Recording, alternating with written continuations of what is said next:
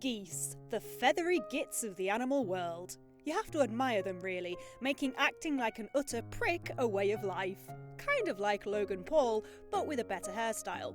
A goose is the subject of House House's newly released Untitled Goose Game, and the sole mission in the game is to mess up people's lives by being a feathered pillock.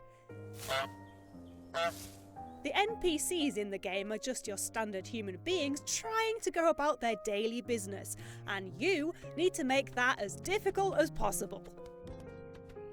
I should point out right now that I didn't receive this game to do a review on. I bought it as soon as it showed up on the Switch store. I've been following the progress for years because a game where you're a goose being a prick is exactly the kind of game that I get excited about. It's not a game where you're going to be using magical powers or ripping anyone's legs off with your beak, unfortunately. It's a nice, calm game where the biggest evil you can do is littering. Which is evil, by the way. Look at me, cluttering up the world's oceans! What a prick.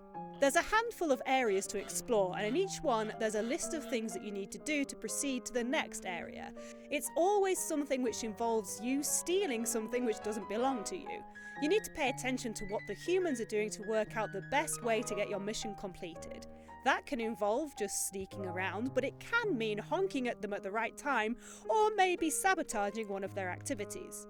You can pick up most of the items that you see and move them around. It's best to do this when no one's watching you because you will probably be stopped, but that isn't easy as it sounds most of the time. The graphics are really lovely, a smooth and simple style that really lends itself to the gameplay.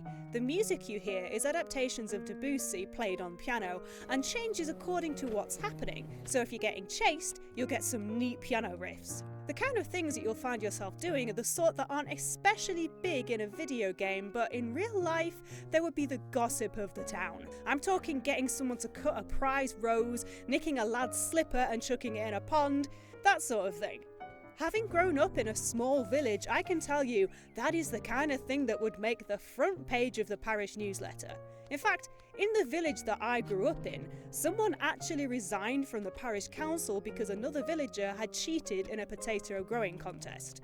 I'm really not joking about that. That really did happen. So this is basically a game equivalent of British Bake Off.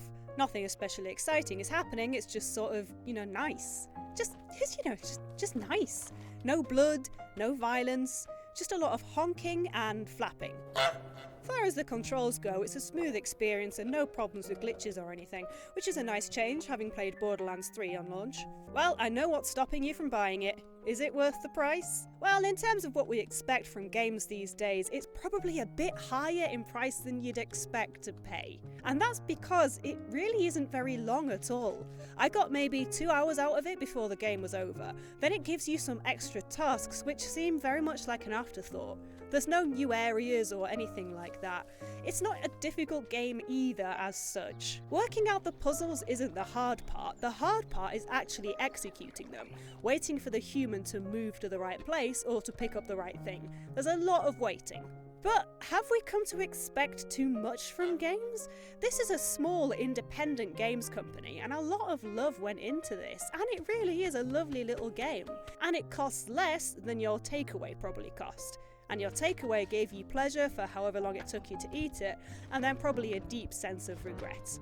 Although that could just be heartburn. So that puts things into perspective a little bit. Plus, come on, it's a game where you're a goose who's a prick. I admit I was disappointed by how short the game was and how little extra there is to find with it, but the time I did have with the game was time I really enjoyed. And after I finished it, I spent ages just going around being a prick.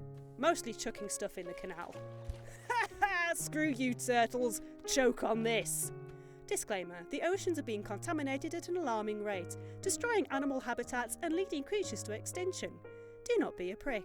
All in all, this is a sweet little game and I do recommend it if you like something low intensity and that you don't mind that you may well finish in one sitting.